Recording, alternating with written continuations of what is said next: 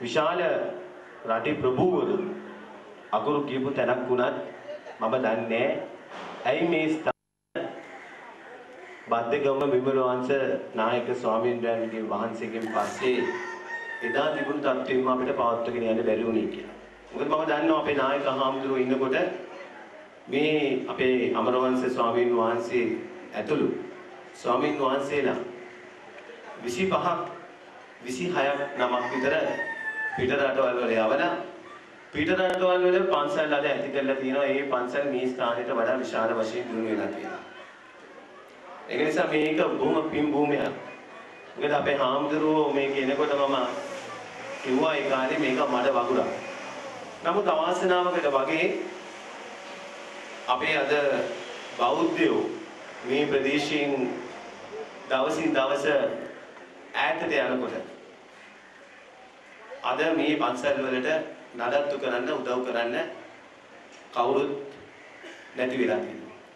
මට මතකයි අපේ හාමුදුරුවෝ අපවත් වෙන කලින් කියපු දෙයක් 1900 මම හිතන්නේ 80 ගණන් වල ප්‍රේමදාස ජනාධිපතිතුමා ඉන්නකොට දවසක් මට කිව්වා මම ආපුවම දයා මහත්මයා මගේ පොඩි අදහසක් තියෙනවා මම අපවත් වුණාට පස්සේ මේ පන්සල නඩත්තු කරන්න පුළුවන් වෙයිද දන්නේ නැහැ. ඒක නිසා මේ පන්සල නඩත්තු කරන්න අරමුදලක් ඇති කරන්න ඕනේ කියලා. ඉතින් එදා මම හිටපු තත්ත්වයේ හැටියට මම හිතුවා මමත් මේ අරමුදලට රුපියල් ලක්ෂයක් විතර දෙනවයි කියලා. මම අපේ හාමුදුරුවන්ට කිව්වා ස්වාමීන් වහන්සේ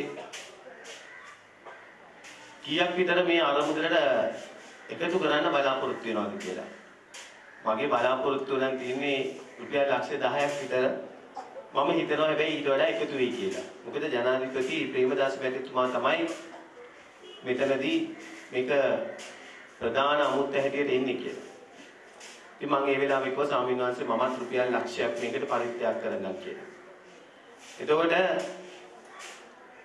මට කිව්වේ දයා මහත්මයා මේක මට අවශ්‍ය කරන මුදල අනිවාර්යයෙන්ම එකතු කරගන්න පුළුවන්. මට මතක නෑ මොකද්ද ගාතාවක් කියලා මට කිව්වා. දයා මහත්මයාට මේකට සහභාගී වෙන්න අවශ්‍යම නම් මට රුපියල් 10000ක් විතරක් මේ අරමුදලට දෙන්නේ කිව්වා. කියලා කිව්වා බුදුහාමුදුරුවෝ කියලා තියෙන්නේ ඕන වෙලාවක ඉල්ලගන්න පුළුවන් කෙනාගෙන් අවශ්‍ය වෙලාවට ඉල්ලගන්න කියලා. ඒ වගේම මට මතකයි අපේ හාමුදුරුවෝ අසනීප වෙලා නවලෝක ස්පිරිතාලේ ඉන්නකොට මම ඒ වෙලාවෙ ගිහිල්ලා එතකොට මට මතකයි බීලා තිබුණේ රුපියල් 85000. මම රුපියල් 85000ේ චෙක් එකක් ලියලා මම ස්වාමීන් වහන්සේ අතර දුන්නා. ඒ වෙලාවේ මට කිව්වේ මේක මගේ ගෝල හාමුදුරුවෝ. එහෙමයි කිව්වේ ගෝල හාමුදුරුවෝ ටික ඔක්කොම ගෙවන්න බලාපොරොත්තු වෙමින් ඉන්නේ. ඒක නිසා දයා මහත්මයාටත් මේකට සහභාගී වෙන්න ඕන නම් රුපියල් 5000ක් මට දෙන්න කිව්වා. ඒ බද්දේගම විමලවංශ ස්වාමීන් වහන්සේ වගේ ස්වාමීන් වහන්සේලා අද බොහොම ටිකයි ඉන්නේ. ඉතින් අමරවංශ හාමුදුරුවෝ කාගෙවත් සල්ලි ඉල්ලන්නේ නැහැ. දැන් අපි ගත්තොත් පන්සලක් හරි මොකක් හරි හදන්න හැමෝටම කතා කරලා හැමෝම සල්ලි ඉල්ලනවා. නමුත් අමරවංශ හාමුදුරුවෝ ඉල්ලන්නේ නැහැ. ඒක නිසා මම කල්පනා කරා මේක හදන්න ඕනේ කියලා මම මේකේ ෆවුන්ඩේෂන් එක දාලා ලක්ෂ 150ක් විතර මම හිතන්නේ අපි වියදම් කරා. වියදම් කළා දැන් හාමුදුරුවන්ගේ උනන්දුවක් නැහැ. මම හාමුදුරුවන්ට කිව්වා ස්වාමීන් වහන්සේ දැන් ඊටු ටික ස්වාමීන් වහන්සේ කරන්න ඕනේ. ඊටු ටික පළවෙනි ස්ලැබ් එක හදලා ඔක දාලා ඉවර වුණාට පස්සේ ඔක හදාගන්න මේ කියන්නේ ඉතින් ලොකු වැඩක් වෙන්නේ නැහැ. මොකද අපි මේක නිර්මාණය කරේ මෙතන ආපුවම ඉස්සරහට මේ ප්‍රදේශයේ දියුණු වීමත් එක්ක මේකේ වාහන අඩු ගානේ අපිට යට පාක් කරන්න පුළුවන් වෙන්න ඕනේ 25ක් 30ක් විතර. ඒ වගේ තමයි අපි මේක කල්පනා කරේ.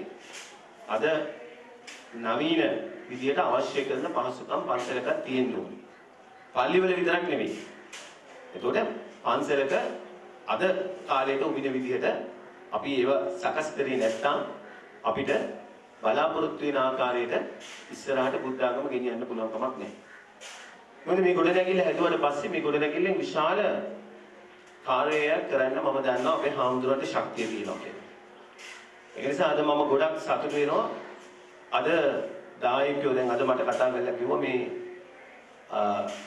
අපේ පින්වත් නෝනා කෙනෙක් මෙහෙම කාර් එකක් පූජා කරනවා කියලා ඉවර වෙලා ඒ කාර් එක ස්වාමීන් වහන්සේ විකුණලා මේ ගොඩනැගිල්ල හදන්නේ මේ මුදල් පාවිච්චි කරනවා කියලා.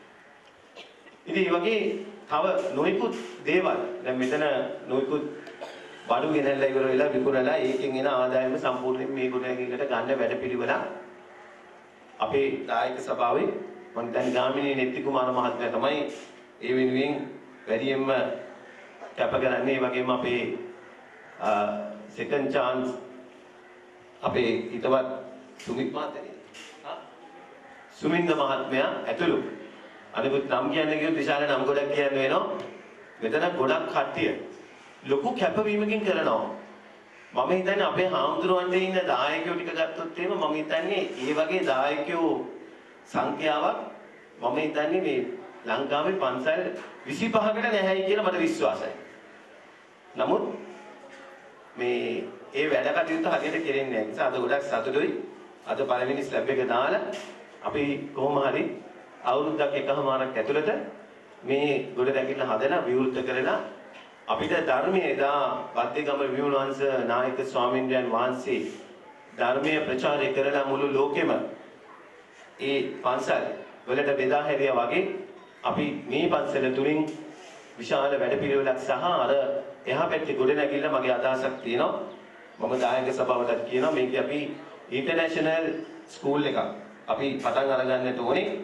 බෞද්ධයන්ට විතරක් අපිට ඒකේ ඉගෙන ගන්න අවස්ථාවක් සල්සලා දෙන්න. මොකද එහෙම තියෙනවා. දැන් සමහර තැන් තියෙනවා ක්‍රිස්තියානි කට්ටියට විතරක් ඉගෙන ගන්න පුළුවන් පාසල් තියෙනවා. ඒකට පන්සලක අපිට බෞද්ධයෝ නොවන කට්ටියටත් පුළුවන්. මොකද සාමාන්‍ය බුද්ධ ආගම ඇවිල්ලා බෞද්ධයෝ නොවන කට්ටියටත් කියලා එහෙම ප්‍රශ්නයක් නැහැ. නමුත් විශාල වශයෙන් අපිට මොකද බෞද්ධයෝ මෙතනට එන නිසා ඒකට 80%ක්වත් අඩු ගානේ විශේෂයෙන්ම අපේ ගම්වල ඒ ඉන්න දූ දරුවන්ට ඉංග්‍රීසි අධ්‍යාපනයෙන් ඉගෙනගෙන අපිට ඒ කට්ටියට ශිෂ්‍යත්වය ලබා දෙන දක්ෂ ඉගෙන ගන්න පුළුවන් කට්ටිය මුළු ලෝකෙටම අපිට යවන්නට පුළුවන්. ඒ වගේම ස්වාමින් වහන්සේලාව අපි අද අලුත් නිර්මාණය කරන්නට ඕනේ. හොඳ ස්වාමින් වහන්සේලා කණ්ඩායමක් ඉංග්‍රීසියෙන් බණ කියන්න පුළුවන්. මොකද ඉංග්‍රීසියෙන් බණ කියන්න පුළුවන් ස්වාමින් වහන්සේලා අපිට බොහොම අඩුයි. එහෙම කට්ටිය අපි මේ පන්සල තුලින් ඇදුවොත් එහෙම අපිට ලෝකෙ පුරා ගිහිල්ලා ඉවර වෙලා ඉංග්‍රීසියෙන් අපිට බුද්ධ ආගම දේශනා කරන්න පුළුවන්. ඒක නිසා මම වැඩි දුර කතා කරන්න බලාපොරොත්තු වෙන්නේ අපේ ස්වාමීන් වහන්සේට ශක්තිය ධෛර්යය ලැබේවා මේ සියලු දේවල් කරගෙන යන්න. ඒ වගේම මේ වෙනුවෙන් දායක වෙන මේ වෙනුවෙන් උදව් කරන තමුන් වහන්සේලා ඔක්කොටම මේ අවස්ථාවේ මේ වද්දේගම විමල වංශ අනුනායක ස්වාමීන් වහන්සේ